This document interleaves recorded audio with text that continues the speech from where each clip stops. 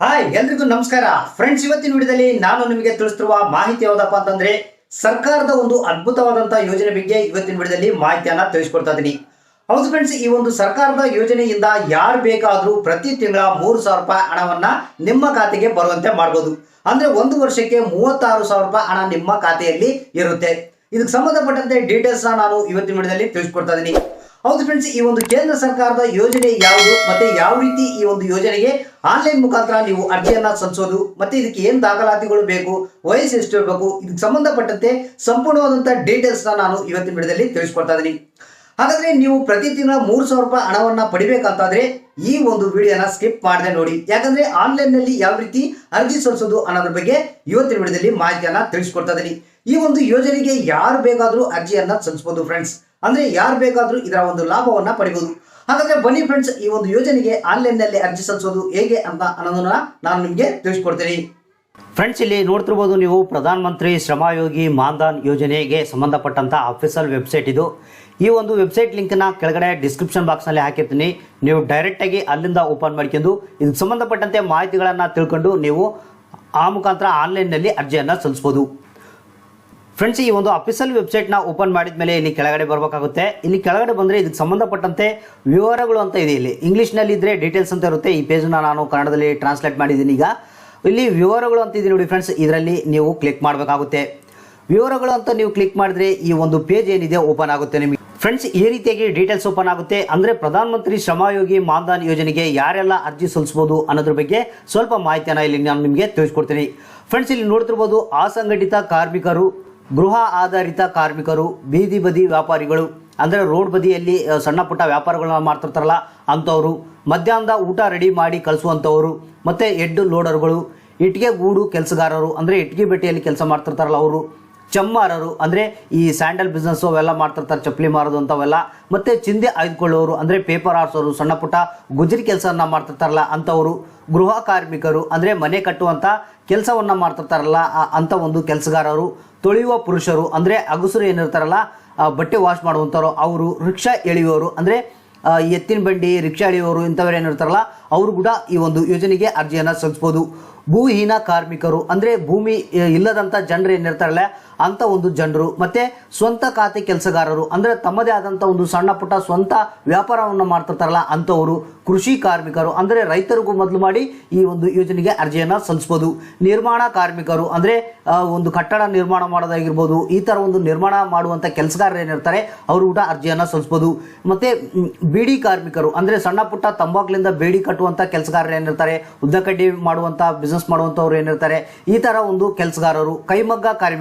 ಕೈಮಗ್ಗ ಕಾರ್ಮಿಕರು ಅಂದರೆ ನೀವು ನೋಡ್ತಿರ್ಬೋದು ಬಟ್ಟೆ ನೇಯುವಂಥವ್ರು, ಅಂಥ ಒಂದು ಕೈಮಗ್ಗ ಕಾರ್ಮಿಕರು ಕೂಡ ಈ ಒಂದು ಯೋಜನೆಗೆ ಅರ್ಜಿಯನ್ನು ಸಲ್ಲಿಸ್ಬೋದು.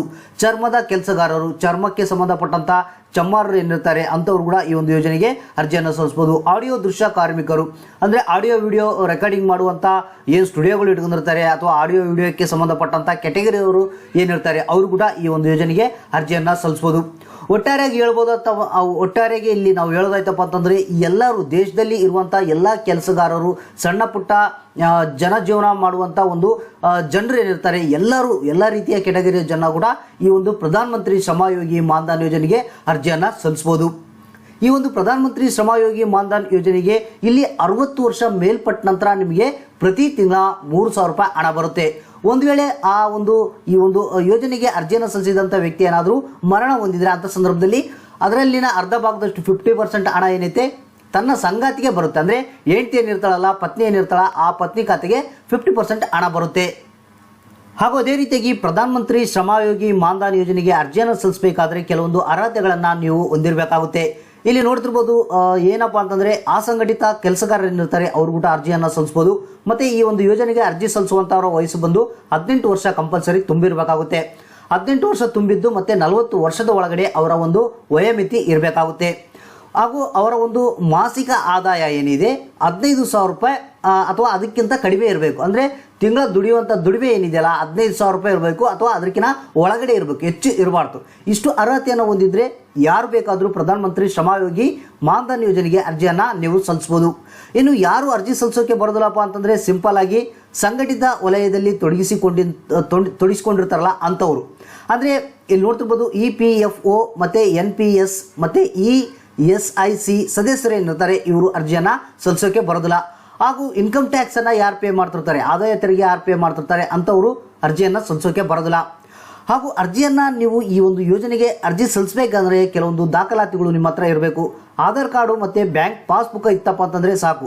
ಅಂದರೆ ಉಳಿತಾಯ ಖಾತೆ ಆಗಿರ್ಬೋದು ಅಥವಾ ಜನ್ಧನ್ ಖಾತೆ ಆಗಿರ್ಬೋದು, ಇವು ಎರಡರಲ್ಲಿ ಯಾವುದಾದ್ರೂ ಒಂದು ಬ್ಯಾಂಕ್ ಅಕೌಂಟ್ ಇತ್ತಪ್ಪ ಅಂತಂದರೆ ಅದ್ರ ಜೊತೆಗೆ ಆಧಾರ್ ಕಾರ್ಡ್ ಇತ್ತಂದರೆ ಈ ಒಂದು ಯೋಜನೆಗೆ ನೀವು ಅರ್ಜಿಯನ್ನು ಸಲ್ಲಿಸ್ಬೋದು. ಹಾಗೂ ಅದೇ ರೀತಿಯಾಗಿ ಈ ಒಂದು ಪ್ರಧಾನ ಮಂತ್ರಿ ಶ್ರಮಯೋಗಿ ಮಾನ್ಧನ್ ಯೋಜನೆಗೆ ನೀವು ಅರ್ಜಿಯನ್ನು ಸಲ್ಲಿಸೋದ್ರಿಂದ ಯಾವ್ಯಾವ ರೀತಿಯ ಲಾಭಗಳು ಆಗ್ತವೆ ಅನ್ನೋದನ್ನ ಇಲ್ಲಿ ಕೊಡಲಾಗಿದೆ. ಇಲ್ಲಿ ಪ್ರಯೋಜನಗಳು ಅಂತ ಇದೆ ನೋಡಿ ಫ್ರೆಂಡ್ಸ್, ಇದ್ರ ಮೇಲೆ ಕ್ಲಿಕ್ ಮಾಡಿ. ಈ ಒಂದು ಪ್ರಧಾನ ಮಂತ್ರಿ ಶ್ರಮಯೋಗಿ ಮಾನ್ಧನ್ ಯೋಜನೆಗೆ ನೀವು ಅರ್ಜಿಯನ್ನು ಸಲ್ಲಿಸೋದ್ರಿಂದ ನಿಮಗೆ ಬಹಳಷ್ಟು ಲಾಭಗಳು ಆಗ್ತವೆ. ಇಲ್ಲಿ 3 ರೀತಿಯ ಕ್ಯಾಟಗರಿಗಳನ್ನು ಕೊಡಲಾಗಿದೆ. ಇಲ್ಲಿ ನೋಡ್ತಿರ್ಬೋದು, ಮೊದಲನೇ ಲಾಭ ಯಾವ ರೀತಿ ಆಗುತ್ತಪ್ಪ ಅಂತಂದರೆ, ಒಂದು ವೇಳೆ ಈ ಒಂದು ಯೋಜನೆಗೆ ಅರ್ಜಿ ಸಲ್ಲಿಸಿರುವಂಥ ವ್ಯಕ್ತಿ ಏನಾದರೂ ಮರಣ ಹೊಂದಿದರೆ ಅಂಥ ಸಂದರ್ಭದಲ್ಲಿ ಆ ಕುಟುಂಬಕ್ಕೆ ಯಾವ ರೀತಿ ಲಾಭಗಳು ಆಗ್ತವೆ ಅನ್ನೋದನ್ನ ಕೊಡಲಾಗಿದೆ. ಅಂದರೆ ಅರ್ಜಿ ಸಲ್ಲಿಸಿರುವಂಥ ವ್ಯಕ್ತಿ ಒಂದು ವೇಳೆ ಮರಣ ಹೊಂದಿದರೆ ಅಂಥ ಒಂದು ಸಂದರ್ಭದಲ್ಲಿ ತನ್ನ ಪತ್ನಿ ಏನಿರ್ತಾಳೆ ಆ ಒಂದು ಪತ್ನಿ ತನ್ನ ಆ ಒಂದು ಯೋಜನೆಯನ್ನು ಮುಂದುವರಿಸಿಕೊಂಡು ಹೋಗೋಕ್ಕೆ ಅನುಕೂಲವನ್ನು ಮಾಡಿಕೊಡಲಾಗಿದೆ. ಅಂದರೆ ಪತ್ನಿ ಅಂದರೆ ಹೆಂಡತಿ ಏನಿರ್ತಾಳೆ ಮುಂದುವರಿಸಿಕೊಂಡು ಹೋಗ್ಬೋದು, ಇಲ್ಲ ನಮಗೆ ದುಡ್ಡು ಬೇಕು, ನಾವು ಗಂಡ ಕಟ್ಟಿರೋದು ವಾಪಸ್ ನಮಗೆ ಅಂದರೆ ಅಲ್ಲಿ ಏನು ತನ್ನ ಒಂದು ಪತಿ ಏನಿರ್ತಾನೆ ಹಣವನ್ನು ಎಷ್ಟು ಕಟ್ಟಿರ್ತಾನೆ ಅಷ್ಟು ಹಣವನ್ನು ಇಲ್ಲಿ ವಾಪಸ್ ಕೊಡಲಾಗುತ್ತೆ. ಈ ರೀತಿಯಾಗಿ ಒಂದು ಕುಟುಂಬಕ್ಕೆ ಒಂದು ಲಾಭಗಳು ಆಗ್ತಾವಂತಲೇ ಹೇಳ್ಬೋದು. ಹಾಗೂ ಎರಡನೇ ಒಂದು ಪ್ರಯೋಜನ ನಾವು ನೋಡೋದಾಯ್ತಪ್ಪ ಅಂತಂದರೆ ನಿಷ್ಕ್ರಿಯತೆ ಪ್ರಯೋಜನಗಳು, ಡಿಸಬಿಲಿಟಿ ಅಡ್ವಾಂಟೇಜಸ್. ಹೌದು ಫ್ರೆಂಡ್ಸ್, ಯಾರು ಈ ಒಂದು ಯೋಜನೆಗೆ ಅರ್ಜಿಯನ್ನು ಸಲ್ಲಿಸಿರ್ತಾರೆ ಅಂಥ ವ್ಯಕ್ತಿ ಏನಾದರೂ ನಿಷ್ಕ್ರಿಯತೆಯನ್ನು ಹೊಂದಿದ್ರೆ, ಅಂದರೆ ಡಿಸಬಿಲಿಟಿ ಆದರೆ ಯಾವುದೇ ಒಂದು ಆಕ್ಸಿಡೆಂಟ್ನಲ್ಲಿ ಆಗಿರ್ಬೋದು ಅಥವಾ ಸ್ಟ್ರೋಕ್ ಆಗೋದ್ರಿಂದ ಆಗ್ಬೋದು, ಕೈ ಕಾಲುಗಳನ್ನು ಅಥವಾ ಕಿವಿಗಳನ್ನು ಈ ರೀತಿಯಾಗಿ ಕಳ್ಕೊಂಡ್ರೆ, ಕಣ್ಣುಗಳನ್ನು ಕಳ್ಕೊಂಡ್ರೆ ಅಂಥ ಒಂದು ಸಂದರ್ಭದಲ್ಲಿ ಮುಂದೆ ಈ ಒಂದು ಯೋಜನೆಯನ್ನು ಮುಂದುವರಿಸಿಕೊಂಡು ಹೋಗೋಕ್ಕಾಗೋದಿಲ್ಲಪ್ಪ ಅನ್ನೋ ಪರಿಸ್ಥಿತಿಯಲ್ಲಿ ನಿಷ್ಕ್ರಿಯತೆಯನ್ನು ಆ ವ್ಯಕ್ತಿ ಹೊಂದಿದರೆ ಅಂಥ ಸಂದರ್ಭದಲ್ಲಿ ತನ್ನ ಪತ್ನಿ ಏನಿರ್ತಾಳೆ ಆ ಒಂದು ಪತ್ನಿ ಈ ಒಂದು ಖಾತೆಯನ್ನು ಮುಂದುವರಿಸಿಕೊಂಡು ಹೋಗ್ಬೋದು. ಇಲ್ಲಾಂದರೆ ತನ್ನ ಒಂದು ಗಂಡ ಏನು ಹಣವನ್ನು ಕಟ್ಟಿರ್ತಾನೆ ಆ ಒಂದು ಹಣವನ್ನು ವಾಪಸ್ ಕೂಡ ತಗೊಳ್ಬೋದು. ಅಂದರೆ ಅಲ್ಲಿ ತಾನು ಗಂಡ ಏನು ಹಣವನ್ನು ಕಟ್ಟಿರ್ತಾನೆ ಆ ಒಂದು ಹಣವನ್ನು ವಾಪಸ್ ಕೊಡಲಾಗುತ್ತೆ ಮತ್ತು ಅದಕ್ಕೆ ಏನು ಬಡ್ಡಿ ಬಂದಿರುತ್ತೆ ಆ ಬಡ್ಡಿ ಕೂಡ ಇಲ್ಲಿ ಕೊಡಲಾಗುತ್ತೆ. ಇನ್ನು ಮೂರನೇ ಒಂದು ಪ್ರಯೋಜನವನ್ನು ನಾವು ನೋಡೋದಾಯ್ತಪ್ಪ ಅಂತಂದರೆ, ಈ ಒಂದು ಪಿಂಚಣಿ ಸ್ಕೀಮ್ ಏನಿದೆ ಅಂದರೆ ಪ್ರಧಾನ ಮಂತ್ರಿ ಶ್ರಮಯೋಗಿ ಮಾನ್ಧನ್ ಯೋಜನೆಯಿಂದ ನೀವು ಯಾವಾಗ ಬೇಕಾದರೂ ಹೊರಗಡೆ ಬರ್ಬೋದು.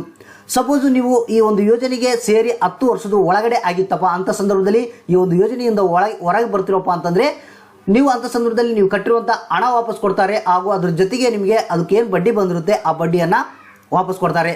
ಒಂದು ವೇಳೆ ನೀವು ಈ ಒಂದು ಯೋಜನೆಗೆ ಸೇರಿ 10 ವರ್ಷ ಮೇಲ್ಪಟ್ಟಾಗಿತ್ತಂದರೆ ಅಂಥ ಸಂದರ್ಭದಲ್ಲಿ ನೀವು ಕಟ್ಟಿರುವಂಥ ಹಣ ವಾಪಸ್ ಕೊಡ್ತಾರೆ. ಹಾಗೂ ಅದ್ರ ಜೊತೆಗೆ ಬಡ್ಡಿ ಏನು ಬಂದಿರುತ್ತೆ ಅದು ಕೂಡ ಇಲ್ಲಿ ಕೊಡಲಾಗುತ್ತೆ.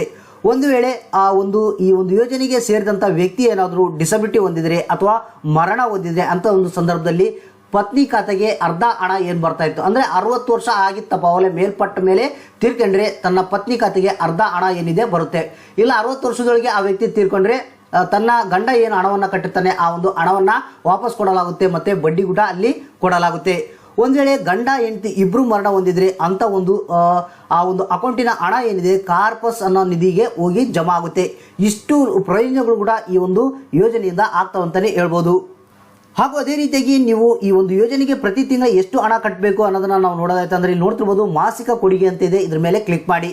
ಇಲ್ಲಿ ಕ್ಲಿಕ್ ಮಾಡಿದ್ರೆ ಇಲ್ಲಿ ನಿಮಗೆ ಒಂದು ಚಾರ್ಟ್ ಕೊಡಲಾಗಿದೆ ಫ್ರೆಂಡ್ಸ್. ಇಲ್ಲಿ ನೋಡ್ತಿರ್ಬೋದು, ನಿಮ್ಮ ಏಜ್ಗೆ ತಕ್ಕ ಹಾಗೆ ನೀವು ಪ್ರತಿ ತಿಂಗಳ ಹಣವನ್ನು ಕಟ್ಟಬೇಕಾಗುತ್ತೆ. ಒಂದು ವೇಳೆ ಯಾವುದೇ ಒಬ್ಬ ವ್ಯಕ್ತಿ ಈ ಒಂದು ಯೋಜನೆಗೆ ಸೇರ್ಪಡೆ ಆಗಬೇಕು ಅಥವಾ ಈ ಒಂದು ಯೋಜನೆಯನ್ನು ನಾನು ಮಾಡ್ತೀನಪ್ಪ ಅಂತಂದರೆ ಆ ವ್ಯಕ್ತಿಗೆ ಏನಾದರೂ 18 ವರ್ಷ ತುಂಬಿತ್ತಪ್ಪ ಅಂತ ತಿಳ್ತಾರೆ, 18 ವರ್ಷ ಇತ್ತು. ಆ ಒಂದು ಸಂದರ್ಭದಲ್ಲಿ ಆ ವ್ಯಕ್ತಿ ಏನಿದ್ದಾನೆ 60 ವರ್ಷದವರೆಗೆ ಹಣವನ್ನು ಕಟ್ಟಬೇಕಾಗುತ್ತೆ. ಅಂದರೆ ಪ್ರತಿ ತಿಂಗಳ ಎಷ್ಟು ಹಣ ಅಂದರೆ 55 ರೂಪಾಯಿ ಹಣವನ್ನು ಇಲ್ಲಿ ಕಟ್ಟಬೇಕಾಗುತ್ತೆ.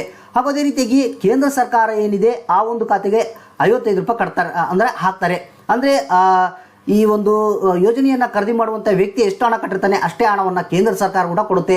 ಅಂದರೆ ಆ ಖಾತೆಯಲ್ಲಿ 110 ರೂಪಾಯಿ ಜಮಾ ಆಗುತ್ತೆ, ಅಂದರೆ 1 to 2 ಜಮಾ ಆಗುತ್ತೆ. ಒಂದು ವೇಳೆ ಆ ವ್ಯಕ್ತಿಗೆ ಏನಾದರೂ 23 ವರ್ಷ ಇತ್ತು ಅಂತ ಒಂದು ಸಂದರ್ಭದಲ್ಲಿ ಪ್ರತಿ ತಿಂಗಳ 72 ರೂಪಾಯಿ ಆ ವ್ಯಕ್ತಿ ಕಟ್ಟಬೇಕಾಗುತ್ತೆ. ಕೇಂದ್ರ ಸರ್ಕಾರದಿಂದ 72 ರೂಪಾಯಿ ಹಣವನ್ನು ಹಾಕ್ತಾರೆ. ಟೋಟಲ್ ಆಗಿ 144 ರೂಪಾಯಿ ಈ ಖಾತೆಯಲ್ಲಿ ಜಮಾ ಆಗುತ್ತೆ. ಒಂದು ವೇಳೆ ಆ ವ್ಯಕ್ತಿಗೆ 40 ವರ್ಷ ಇತ್ತಪ್ಪ ಅಂತಂದರೆ ಅಂಥ ಒಂದು ಸಂದರ್ಭದಲ್ಲಿ 200 ರೂಪಾಯಿ ಪ್ರತಿ ತಿಂಗಳ ಕಟ್ಟಬೇಕಾಗುತ್ತೆ. ಕೇಂದ್ರ ಸರ್ಕಾರ 200 ರೂಪಾಯಿ ಹಾಕುತ್ತೆ ಮತ್ತು ಟೋಟಲ್ ಆಗಿ ಆ ಖಾತೆಯಲ್ಲಿ 400 ರೂಪಾಯಿ ಜಮಾ ಆಗುತ್ತೆ. ಈ ರೀತಿಯಾಗಿ ನಿಮ್ಮ ಏಜ್ಗೆ ತಕ್ಕ ಹಾಗೆ ಇಲ್ಲಿ ಹಣವನ್ನು ಕಟ್ಟೋದು ಇರುತ್ತೆ. ಫ್ರೆಂಡ್ಸ್, ನಂತರ ನೀವು ಆನ್ಲೈನ್ನಲ್ಲಿ ಯಾವ ರೀತಿ ಅರ್ಜಿಯನ್ನು ಸಲ್ಲಿಸೋದು ಈ ಒಂದು ಯೋಜನೆಗೆ ಅಂತ ತಿಳಿಯೋಕ್ಕೆ ಈ ಒಂದು ಅಫಿಷಿಯಲ್ ವೆಬ್ಸೈಟ್ನ ಓಪನ್ ಮಾಡಿದ ಮೇಲೆ ನೀವು ಇಲ್ಲಿ ನೋಡ್ತಿರ್ಬೋದು ರೈಟ್ ಸೈಡ್ಗೆ ಕ್ಲಿಕ್ ಹಿಯರ್ ಟು ಅಪ್ಲೈ ಅಂತ ಇದೆ, ಕನ್ನಡದಲ್ಲಿ ಈಗ ಅನ್ವಯಿಸಲು ಅಂತ ಇರುತ್ತೆ. ಇಲ್ಲಿ ನೀವು ಇದ್ರ ಮೇಲೆ ಕ್ಲಿಕ್ ಮಾಡಬೇಕು. ಫ್ರೆಂಡ್ಸ್ ಇಲ್ಲಿ ಕ್ಲಿಕ್ ಮಾಡಿದ್ರೆ ನಿಮಗೆ ಎರಡು ರೀತಿಯ ಆಪ್ಷನ್ನ ನಾವು ನೋಡ್ಬೋದು, ಸೆಲ್ಫ್ ಎನ್ರೋಲ್ಮೆಂಟು ಮತ್ತು CSC VLE ಅಂತ. ಅಂದರೆ ಸೆಲ್ಫ್ ಎನ್ರೋಲ್ಮೆಂಟ್ ಅಂದರೆ ನೀವೇ ಸ್ವತಃ ಆನ್ಲೈನಲ್ಲಿ ಅರ್ಜಿ ಸಲ್ಲಿಸೋದು, ಇಲ್ಲಾಂದರೆ ನೀವು ಕಾಮನ್ ಸರ್ವಿಸ್ ಸೆಂಟರ್ ಮುಖಾಂತರ ಅರ್ಜಿ ಕೂಡ ನೀವು ಸಲ್ಲಿಸ್ಬೋದು, ಅಂದರೆ ಹೊರಗಡೆ ಹೋಗಿ. ಇಲ್ಲಿ ಸೆಲ್ಫ್ ಎನ್ರೋಲ್ಮೆಂಟ್ ಅಂತ ಇದೆಯಲ್ಲ, ಇದ್ರ ಮೇಲೆ ಕ್ಲಿಕ್ ಮಾಡಿ. ಇಲ್ಲಿ ಕ್ಲಿಕ್ ಮಾಡಿದ ನಂತರ ನಿಮಗೆ ನಿಮ್ಮ ಮೊಬೈಲ್ ನಂಬರ್ ಕೇಳುತ್ತೆ, ಮೊಬೈಲ್ ನಂಬರ್ನ ಹಾಕಿ ಇಲ್ಲಿ ಪ್ರೊಸೀಡ್ ಅಂತ ಕ್ಲಿಕ್ ಮಾಡಿ. ಫ್ರೆಂಡ್ಸ್ ನಂತರ ಇಲ್ಲಿ ಜನರೇಟ್ OTP ಅಂತ ನೀವು ಕ್ಲಿಕ್ ಮಾಡಿ. ಫ್ರೆಂಡ್ಸ್ ಕೊಟ್ಟಂತ ಮೊಬೈಲ್ ನಂಬರ್ಗೆ ಒಂದು OTP ಬಂದಿರುತ್ತೆ, ಆ OTPನ ಹಾಕಿ ಇಲ್ಲಿ ಪ್ರೊಸೀಡ್ ಅಂತ ಕ್ಲಿಕ್ ಮಾಡಿ. ಫ್ರೆಂಡ್ಸ್ ನಂತರ ಈ ರೀತಿಯಾಗಿ ಓಪನ್ ಆಗುತ್ತೆ. ಇಲ್ಲಿ ನೋಡ್ತಿರ್ಬೋದು ಮೇಲ್ಗಡೆ ಎನ್ರೋಲ್ಮೆಂಟ್ ಅಂತ ಒಂದು ಆಪ್ಷನ್ ಕಾಣುತ್ತೆ, ಈ ಒಂದು ಆಪ್ಷನ್ ಮೇಲೆ ಕ್ಲಿಕ್ ಮಾಡಿ. ಇಲ್ಲಿ ಪ್ರಧಾನ ಮಂತ್ರಿ ಶ್ರಮ ಯೋಗಿ ಮಾನ್ಧನ್ ಯೋಜನೆ ಅಂತ ಮೊದಲ ಆಪ್ಷನ್ ಇದೆ, ಇದರ ಮೇಲೆ ನೀವು ಕ್ಲಿಕ್ ಮಾಡಿ. ಫ್ರೆಂಡ್ಸ್ ನಂತರ ಇಲ್ಲಿ ನೋಡ್ತಿರ್ಬೋದು ಸಬ್ಸ್ಕ್ರೈಬರ್ ಎನ್ರೋಲ್ಮೆಂಟ್ ಅಂತ ಬರುತ್ತೆ, ಅಂದರೆ ನಿಮ್ಮ ಎಲ್ಲ ಡೀಟೇಲ್ಸ್ನ ಹಾಕಬೇಕು. ಆಧಾರ್ ನಂಬರು, ಆಧಾರ್ ಕಾರ್ಡ್ನಲ್ಲಿ ಹೆಸರು ಯಾವ ರೀತಿ ಇದೆ, ಮೊಬೈಲ್ ನಂಬರು ಮತ್ತು ಸ್ಟೇಟು, ಪಿನ್ ಕೋಡು ಇವೆಲ್ಲ ಹಾಕಬೇಕು. ನಾನೀಗ ಹಾಕ್ತಾ ಇದ್ದೀನಿ. ಫ್ರೆಂಡ್ಸ್ ಇಲ್ಲಿ ನೋಡ್ತಿರ್ಬೋದು ಈಗ ಆಧಾರ್ ಕಾರ್ಡ್ ನಂಬರ್ನ ಮತ್ತು ಆಧಾರ್ ಕಾರ್ಡ್ನಲ್ಲಿ ಯಾವ ರೀತಿ ಹೆಸರು ಇರುತ್ತೆ ಅದನ್ನು ಹಾಕಬೇಕು. ನೀವು ಮೊಬೈಲ್ ನಂಬರ್ನ ಹಾಕಿ, ಮತ್ತು ಇಮೇಲ್ ಐಡಿ ಇತ್ತಂದ್ರೆ ಇಮೇಲ್ ಹಾಕಿ, ಮತ್ತು ನಿಮ್ಮ ಡೇಟ್ ಆಫ್ ಬರ್ತ್ನ ಈ ಒಂದು ಲೀಸ್ಟ್ಲಿಂದ ಸೆಲೆಕ್ಟ್ ಮಾಡ್ಕೊಬೇಕು. ಮತ್ತು ಇಲ್ಲಿ ಮೇಲ್ ಆಫ್ ಫಿಮೇಲ್ ಅನ್ನೋದನ್ನ ಸೆಲೆಕ್ಟ್ ಮಾಡ್ಕೊಳ್ಳಿ, ಮತ್ತು ನಿಮ್ಮ ಸ್ಟೇಟ್ ಯಾವ್ದು ಬರುತ್ತೆ ಅನ್ನೋದನ್ನ ಸೆಲೆಕ್ಟ್ ಮಾಡ್ಕೊಳ್ಳಿ, ಡಿಸ್ಟಿಕ್ ಯಾವ್ದು ಬರುತ್ತೆ ಅನ್ನೋದನ್ನ ಸೆಲೆಕ್ಟ್ ಮಾಡ್ಕೊಳ್ಳಿ, ಮತ್ತು ನಿಮ್ಮ ಊರಿನ ಪಿನ್ ಕೋಡ್ ನಂಬರ್ನ ಹಾಕಿ. ಇಲ್ಲಿ ನಾರ್ತ್ ಈಸ್ಟರ್ನ್ ರೀಜನ್ ಅಂತ ಕೇಳುತ್ತೆ, ಎಲ್ಲ ನೋ ಅಂತ ಕೊಡಬೇಕಾಗುತ್ತೆ. ಇಲ್ಲಿ ನೀವು ನೋ ಅಂತ ಕೊಟ್ಕೊಳ್ಳಿ. ನಂತರ ನಿಮ್ಮ ಕೆಟಗರಿ ಯಾವ್ದು ಬರುತ್ತೆ ಅನ್ನೋದನ್ನ ಇಲ್ಲಿ ಸೆಲೆಕ್ಟ್ ಮಾಡ್ಕೊಳ್ಳಿ. ನಂತರ ನೀವು ಏನು ಕೆಲಸ ಮಾಡ್ತಾ ಇದ್ದೀರಾ ಅನ್ನೋದನ್ನ ಇಲ್ಲಿ ನೀವು ಸೆಲೆಕ್ಟ್ ಮಾಡ್ಕೊಬೇಕಾಗುತ್ತೆ. ಹಲವಾರು ರೀತಿಯ ಭಾಳಷ್ಟು ಕೆಲಸಗಳಿದ್ದಾವೆ. ಈ ಒಂದು ಕೆಲಸಗಳಲ್ಲಿ ನಿಮ್ಮ ಕೆಲಸ ಯಾವ್ದು ಮಾಡೋದು ಅನ್ನೋದನ್ನ ನೀವು ಸೆಲೆಕ್ಟ್ ಮಾಡ್ಕೊಳ್ಳಿ. ನಂತರ ಇಲ್ಲಿ ನೋಡ್ತಿರ್ಬೋದು ನಿಮಗೆ ಎರಡು ಆಪ್ಷನ್ ಕಾಣುತ್ತೆ, ಇಲ್ಲಿ ಎರಡು ನೋ ಅಂತ ನೀವು ಇಲ್ಲಿ ಸೆಲೆಕ್ಟ್ ಮಾಡ್ಕೊಳ್ಳಿ. ಎಸ್ ಆರ್ ನೋ ಅನ್ನೋದರಲ್ಲಿ ನಾನು ನೋ ಅಂತ ಸೆಲೆಕ್ಟ್ ಮಾಡ್ಕೊಂಡಿದ್ದೀನಿ. ನಂತರ ಇಲ್ಲಿ ನೋಡ್ತಿರ್ಬೋದು ಡಿಕ್ಲೇರೇಷನ್ ಒಂದು ಬಾಕ್ಸ್ ಇರುತ್ತೆ, ಇದನ್ನು ಸೆಲೆಕ್ಟ್ ಮಾಡ್ಕೊಂಡು ಕೆಳಗಡೆ ನೀವು ಸಬ್ಮಿಟ್ ಅಂತ ಕ್ಲಿಕ್ ಮಾಡಬೇಕಾಗುತ್ತೆ. ಫ್ರೆಂಡ್ಸ್ ನಂತರ ನೋಡ್ತಿರ್ಬೋದು ಈ ಥರ ನಿಮಗೆ ಎಲ್ಲ ಡೀಟೇಲ್ಸು ಬರುತ್ತೆ. ನಂತರ ಇಲ್ಲಿ ನೋಡ್ತಿರ್ಬೋದು 3 ರೀತಿಯಾದಂಥ ಅಥೆಂಟಿಕೇಶನ್ ಟೈಪ್ ಅಂತ ಬರುತ್ತೆ ನಿಮಗೆ. ಇದರಲ್ಲಿ OTP ಅಂತ ನೀವು ಸೆಲೆಕ್ಟ್ ಮಾಡ್ಕೊಳ್ಳಿ. ಸೆಲೆಕ್ಟ್ ಮಾಡ್ಕೊಂಡು ವೆರಿಫೈ ಯೂಸಿಂಗ್ ಬೈ ಅಥೆಂಟಿಕೇಶನ್ ಅಂತ ಇದೆಯಲ್ಲ, ಇದ್ರ ಮೇಲೆ ಕ್ಲಿಕ್ ಮಾಡಿ. ಫ್ರೆಂಡ್ಸ್ ನಂತರ ಇಲ್ಲಿ ನೋಡ್ತಿರ್ಬೋದು ನಿಮ್ಮ ಆಧಾರ್ ಕಾರ್ಡ್ ಕೆಳಗಡೆ ಇಲ್ಲಿ ಒಂದು ಬಾಕ್ಸ್ ಕಾಣುತ್ತೆ, ಅಂದರೆ IRB ಸ್ಟೇಟ್ ಅಂತ ಬಾಕ್ಸ್ ಇದೆ ನೋಡಿ, ಇದನ್ನು ಸೆಲೆಕ್ಟ್ ಮಾಡ್ಕೊಳ್ಳಿ. ಸೆಲೆಕ್ಟ್ ಮಾಡ್ಕೊಂಡು ಇಲ್ಲಿ ಜನರೇಟ್ OTP ಅಂತ ಇದೆ ನೋಡಿ ಫ್ರೆಂಡ್ಸ್, ಇದ್ರ ಮೇಲೆ ಕ್ಲಿಕ್ ಮಾಡಿ. ಫ್ರೆಂಡ್ಸ್ ನೀವು ಕೊಟ್ಟಂಥ ಮೊಬೈಲ್ ನಂಬರ್ಗೆ ಮತ್ತು ಇಮೇಲ್ ಐಡಿಗೆ ಒಂದು OTP ಬಂದಿರುತ್ತೆ, ಆ OTPನ ಇಲ್ಲಿ ಹಾಕಿ ವೆರಿಫೈ OTP ಅಂತ ನೀವು ಕ್ಲಿಕ್ ಮಾಡಿ. ಈಗ OTP ಬಂದಿದೆ, ಆ OTPನ ಹಾಕಿದ್ದೀನಿ. ನಂತರ ಇಲ್ಲಿ ವ್ಯಾಲಿಡೇಟ್ OTP ಅಂತ ಇದೆ ನೋಡಿ ಫ್ರೆಂಡ್ಸ್ ಕೆಳಗಡೆ, ಇದ್ರ ಮೇಲೆ ಕ್ಲಿಕ್ ಮಾಡಿ. ಫ್ರೆಂಡ್ಸ್ ನಂತರ ನಿಮ್ಮ ಅಕೌಂಟ್ ಡೀಟೇಲ್ಸ್ ಕೇಳುತ್ತೆ, ಇಲ್ಲಿ ಅಕೌಂಟ್ ಡೀಟೇಲ್ಸ್ನ ಹಾಕಬೇಕು. IFSC ಕೋಡ್ನ ಹಾಕಿ ವೆರಿಫೈ ಅಂತ ಕ್ಲಿಕ್ ಮಾಡಿ. ಫ್ರೆಂಡ್ಸ್ ಇಲ್ಲಿ ವೆರಿಫೈ ಅಂತ ಕ್ಲಿಕ್ ಮಾಡಿದ್ರೆ ಆಟೋಮೆಟಿಕ್ಕಾಗಿ ನಿಮ್ಮ ಬ್ಯಾಂಕ್ ಹೆಸರು ಬಂದಿರುತ್ತೆ, ಬ್ಯಾಂಕಿನ ಒಂದು ಬ್ರಾಂಚ್ ಬಂದಿರುತ್ತೆ. ನಂತರ ಇಲ್ಲಿ ನೀವು ಅಕೌಂಟ್ ಹೋಲ್ಡರ್ ಅಂತ ಇದೆ ನೋಡಿ ಫ್ರೆಂಡ್ಸ್, ಇಲ್ಲಿ ನೋಡ್ತಿರ್ಬೋದು ನಿಮ್ಮ ಒಂದು ಹೆಸರನ್ನ ನೀವು ಇಲ್ಲಿ ಹಾಕಬೇಕು. ಅಕೌಂಟ್ನಲ್ಲಿ ಯಾವ ರೀತಿ ಇರುತ್ತೆ ಅದೇ ರೀತಿ ಹೆಸರನ್ನ ಹಾಕಿ. ಫ್ರೆಂಡ್ಸ್ ಇಲ್ಲಿ ಹೆಸರು ಹಾಕಿದ ಮೇಲೆ ನಿಮ್ಮ ಅಕೌಂಟ್ ಯಾವುದು, ಸೇವಿಂಗ್ ಅಕೌಂಟಾ ಯಾವುದು ಅನ್ನೋದನ್ನ ಇಲ್ಲಿ ನೀವು ಹಾಕಬೇಕಾಗುತ್ತೆ. ನಂತರ ಅಕೌಂಟ್ ನಂಬರ್ ಕೇಳುತ್ತೆ, ಆ ಒಂದು ಅಕೌಂಟ್ ನಂಬರ್ನ ಹಾಕಿ. ಮತ್ತು ಅದೇ ರೀತಿಯಾಗಿ ಕನ್ಫರ್ಮ್ ಅಕೌಂಟ್ ನಂಬರ್ ಅಂತ ಅದೇ ಅಕೌಂಟ್ ನಂಬರ್ನ ನೀವು ಸೇಮ್ ಹಾಕಬೇಕಾಗುತ್ತೆ. ಫ್ರೆಂಡ್ಸ್ ನಂತರ ಇಲ್ಲಿ ನಾಮಿನಿ ಡೀಟೇಲ್ಸ್ ಅಂತ ಕೇಳುತ್ತೆ. ನಾಮಿನಿ ಡೀಟೇಲ್ಸ್ ಅಂದರೆ ನೀವು ಮ್ಯಾರಿಡಾ ಅನ್ಮ್ಯಾರಿಡ್ ಅನ್ನೋದನ್ನ ಮೊದಲು ಸೆಲೆಕ್ಟ್ ಮಾಡ್ಕೊಳ್ಳಿ. ನಂತರ ನಿಮ್ಮ ಒಂದು ಮ್ಯಾರಿಡ್ ಆಗಿದ್ದರೆ ನೀವು ಹೆಣ್ಮಕ್ಳಾಗಿದ್ದರೆ ಯೋಜನೆಗೆ ಅರ್ಜಿ ಸಲ್ಲಿಸುವಂಥವ್ರು ಗಂಡನ ಹೆಸರನ್ನ ಹಾಕ್ಬೋದು, ಅಥವಾ ಗಂಡ್ಮಕ್ಳಾಗಿದ್ದರೆ ಹೆಂಡತಿ ಹೆಸರನ್ನ ನೀವು ಇಲ್ಲಿ ಹಾಕಬೇಕಾಗುತ್ತೆ. ಫ್ರೆಂಡ್ಸ್ ಇಲ್ಲಿ ನಂತರ ಸ್ಪೌಸ್ ನೇಮ್ ಹಾಕಿದ ತಕ್ಷಣ ನಾಮಿನಿ ಯಾರಿಗೆ ಕೊಡ್ತಿದ್ರಿ ಅನ್ನೋದನ್ನ ಅವ್ರ ಹೆಸರು ಮೇಲೆ ಇಲ್ಲಿ ನಾಮಿನಿ ಯಾರು ಹೆಸರು ಮೇಲೆ ಕೊಡ್ತಿದ್ರೆ ಅವ್ರ ಹೆಸರನ್ನ ಹಾಕಬೇಕು. ಮತ್ತು ಅವ್ರು ನಿಮ್ಗೆ ಏನು ಹಾಕಬೇಕು ಅನ್ನೋದನ್ನ ಇಲ್ಲಿ ರಿಲೇಷನ್ನ ಸೆಲೆಕ್ಟ್ ಮಾಡ್ಕೊಳ್ಳಿ. ನಂತರ ನಾಮಿನಿಯ ಡೇಟ್ ಆಫ್ ಬರ್ತನ್ನ ಹಾಕಬೇಕು. ಒಂದು ವೇಳೆ ನಾಮಿನಿ ಏನಾದರೂ ಮೈನರ್ ಆಗಿದ್ದರೆ ಅಂಥ ಒಂದು ಸಂದರ್ಭದಲ್ಲಿ ಗಾರ್ಡಿಯನ್ ನೇಮನ್ನು ನೀವು ಇಲ್ಲಿ ಹಾಕಬೇಕಾಗುತ್ತೆ. ಫ್ರೆಂಡ್ಸ್ ನಂತರ ಇಲ್ಲಿ ಕಾಂಟ್ರಿಬ್ಯೂಷನ್ ಫ್ರೀಕ್ವೆನ್ಸಿ ಅಂತ ಬರುತ್ತೆ, ಅಂದರೆ ನೀವು ತಿಂಗಳ ಹಣವನ್ನು ಕಟ್ತೀರಾ ಅಥವಾ 3 ತಿಂಗಳಿಗೆ ಒಂದ್ಸಲ ಕಟ್ತೀರಾ, 6 ತಿಂಗಳಿಗೆ ಕಟ್ತೀರಾ, ವರ್ಷಕ್ಕೆ ಕಟ್ತೀರಾ ಅನ್ನೋದನ್ನ ಸೆಲೆಕ್ಟ್ ಮಾಡ್ಕೊಂಡ್ರೆ ನೀವು ಪ್ರತಿ ತಿಂಗಳ ಎಷ್ಟು ಕಟ್ಟಬೇಕು ಅನ್ನೋದನ್ನ ಇಲ್ಲಿ ಹಣ ತೋರಿಸುತ್ತೆ. ಇಲ್ಲಿ ನಾನು ತಿಂಗಳ ಅಂತ ಸೆಲೆಕ್ಟ್ ಮಾಡಿದ್ದೀನಿ. ತಿಂಗಳ ಅಂತ ಸೆಲೆಕ್ಟ್ ಮಾಡಿದ್ರೆ 160 ರೂಪಾಯಿ ಬಂದಿದೆ, ಇಲ್ಲಿ ನೋಡ್ತಿರ್ಬೋದು ನೀವು. ನಂತರ ಇಲ್ಲಿ ನಾವು ಕೆಳಗಡೆ ಬರಬೇಕಾಗುತ್ತೆ, ಇಲ್ಲಿ ನೋಡ್ತಿರ್ಬೋದು ಡಿಕ್ಲರೇಷನ್ ಬಾಕ್ಸ್ ಇರುತ್ತೆ, ಇದನ್ನ ಬಾಕ್ಸ್ನ ನಾವು ಇಲ್ಲಿ ಸೆಲೆಕ್ಟ್ ಮಾಡ್ಕೊಬೇಕಾಗುತ್ತೆ. ಈ ಒಂದು ಬಾಕ್ಸ್ನ ಸೆಲೆಕ್ಟ್ ಮಾಡ್ಕೊಂಡು ಸಬ್ಮಿಟ್ ಅಂಡ್ ಪ್ರೊಸೀಡ್ ಅಂತ ನೀವು ಇಲ್ಲಿ ಕ್ಲಿಕ್ ಮಾಡಿ. ಫ್ರೆಂಡ್ಸ್ ಇಲ್ಲಿ ಸಬ್ಮಿಟ್ ಅಂಡ್ ಪ್ರೊಸೀಡ್ ಅಂತ ಕ್ಲಿಕ್ ಮಾಡಿದ ಮೇಲೆ ನಿಮಗೆ ನೀವು ಫುಲ್ಫಿಲ್ ಮಾಡಿರುವಂಥ ಒಂದು ಫಾರಮ್ ಓಪನ್ ಆಗುತ್ತೆ. ಅದನ್ನ ಪ್ರಿಂಟ್ ತಗೊಳ್ಳೋಕೆ ಆಪ್ಷನ್ ಕೂಡ ಬರುತ್ತೆ, ಅದನ್ನೊಂದು ಪ್ರಿಂಟ್ ತಕ್ಕೊಳ್ಬೇಕಾಗುತ್ತೆ. ಪ್ರಿಂಟ್ ತಕ್ಕೊಂಡ ನಂತರ ಅಲ್ಲಿ ಕಸ್ಟಮರ್ ಸಿಗ್ನೇಚರ್ ಇರುತ್ತೆ, ಅಂದರೆ ಯಾರು ಅರ್ಜಿ ಸಲ್ಲಿಸ್ತಾರೆ ಅವರ ಒಂದು ಸಹಿ ಮಾಡಬೇಕಾಗುತ್ತೆ. ಆ ಒಂದು ಸಿಗ್ನೇಚರ್ನ ಮಾಡಿ ನೀವು ಮತ್ತೆ ಅಲ್ಲೇ ಅಪ್ಲೋಡ್ ಮಾಡೋಕೆ ಆಪ್ಷನ್ ಇರುತ್ತೆ, ಅದನ್ನು ಸ್ಕ್ಯಾನ್ ಮಾಡ್ಕೊಂಡು ಮತ್ತೆ ಅಪ್ಲೋಡ್ ಮಾಡಬೇಕಾಗುತ್ತೆ. ಅಪ್ಲೋಡ್ ಮಾಡಿದ ನಂತರ ನಿಮಗೆ ಪೇಮೆಂಟ್ ಆಪ್ಷನ್ ಬರುತ್ತೆ. ಆ ಒಂದು ಪೇಮೆಂಟ್ ಆಪ್ಷನಲ್ಲಿ ನೀವು ನಿಮ್ಮ ಅಕೌಂಟ್ಲಿಂದ 160 ರೂಪಾಯಿ ಹಣವನ್ನು ಪೇ ಮಾಡಬೇಕಾಗುತ್ತೆ. ಅಂದರೆ ನಿಮಗೆ ಎಷ್ಟು ಹಣ ತೋರಿಸಿರುತ್ತೋ ಅಷ್ಟು ಹಣವನ್ನು ನಿಮ್ಮ ಅಕೌಂಟ್ಲಿಂದ ಪೇ ಮಾಡಬೇಕಾಗುತ್ತೆ. ಪೇ ಮಾಡಿದ ನಂತರನೇ ನಿಮಗೆ ಈ ಒಂದು ಪ್ರಧಾನ ಮಂತ್ರಿ ಶ್ರಮ ಯೋಗಿ ಮಾನ್ಧನ್ ಯೋಜನೆಯ ಒಂದು ಇದು ಇರುತ್ತೆ ಫ್ರೆಂಡ್ಸ್. ನಿಮ್ಗೆ ಏನು ಅಕ್ನಾಲಜ್ಮೆಂಟ್ ಕಾಪಿ ಬರುತ್ತೆ, ಆ ಒಂದು ಅಕ್ನಾಲಜ್ಮೆಂಟ್ ಕಾಪಿನಲ್ಲಿ ಒಂದು ನಂಬರ್ ಇರುತ್ತೆ. ಈ ಒಂದು ಪ್ರಧಾನ ಮಂತ್ರಿ ಶ್ರಮ ಯೋಗಿ ಮಾನ್ಧನ್ ಯೋಜನೆಗೆ ಸಂಬಂಧಪಟ್ಟಂತೆ ID ನಂಬರ್ ಇರುತ್ತೆ. ಆ ಒಂದು ID ನಂಬರ್ನ ನೀವು ತೆಗೆದಿಟ್ಕೊಳ್ಬೇಕಾಗುತ್ತೆ. ಮತ್ತೆ ಪ್ರಧಾನ ಮಂತ್ರಿ ಶ್ರಮ ಯೋಗಿ ಮಾನ್ಧನ್ ಯೋಜನೆಯ ID ಕಾರ್ಡ್ ಕೂಡ ಅಲ್ಲಿ ಜನರೇಟ್ ಆಗುತ್ತೆ. ನಿಮಗೆ ಆ ಒಂದು ID ಕಾರ್ಡ್ನ ನೀವು ನಿಮ್ಮ ಹತ್ರ ಪ್ರಿಂಟರ್ ಇತ್ತಂದ್ರೆ ಪ್ರಿಂಟ್ಔಟ್ನ ತಕ್ಕೊಳ್ಬಹುದು. ಈ ರೀತಿಯಾಗಿ ಪ್ರಧಾನ ಮಂತ್ರಿ ಶ್ರಮ ಯೋಗಿ ಮಾನ್ಧನ್ ಯೋಜನೆಗೆ ಆನ್ಲೈನ್ನಲ್ಲಿ ನೀವು ಅರ್ಜಿಯನ್ನು ಸಲ್ಲಿಸಿ ಪ್ರತಿ ತಿಂಗಳ 3,000 ರೂಪಾಯಿ ಹಣವನ್ನು ನಿಮ್ಮ ಖಾತೆಗೆ ಬರುವಂತೆ ನೀವು ಮಾಡಿಕೊಳ್ಬಹುದು. ಫ್ರೆಂಡ್ಸ್, ಈ ಯೋಜನೆಗೆ ಸಂಬಂಧಪಟ್ಟಂತೆ ಏನೇ ಡೌಟ್ಸ್ಗಳು ಇತ್ತಪ್ಪ ಅಂತಂದರೆ ಈ ಒಂದು ಅಫಿಷಿಯಲ್ ವೆಬ್ಸೈಟ್ಗೆ ಬಂದರೆ ನೀವು ಇಲ್ಲಿ ನೋಡ್ತಿರ್ಬೋದು, ಮೇಲ್ಗಡೆ ಒಂದು ಟೋಲ್ ಫ್ರೀ ನಂಬರ್ ಕಾಣ್ತಾ ಇದೆ. ಈ ನಂಬರ್ಗೆ ಕಾಂಟ್ಯಾಕ್ಟ್ ಮಾಡ್ಬೋದು. ಅಥವಾ ಇಲ್ಲಿ ಕೆಳಗಡೆ ಬಂದರೆ ನಿಮಗೆ ಒಂದು ಟೋಲ್ ಫ್ರೀ ನಂಬರು ಮತ್ತು ಒಂದು ಇಮೇಲ್ ID ಕೂಡ ಕಾಣುತ್ತೆ. ಈ ಒಂದು ಕಾಂಟ್ಯಾಕ್ಟ್ಗೆ ನೀವು ಕಾಂಟ್ಯಾಕ್ಟ್ ಮಾಡೋದ್ರ ಮುಖಾಂತರ ಯಾವುದೇ ಡೌಟ್ಸ್ಗಳು ಇತ್ತಪ್ಪ ಅಂತಂದ್ರೂ ಕೂಡ ನೀವು ಕ್ಲಿಯರ್ ಮಾಡ್ಕೊಳ್ಬೋದು.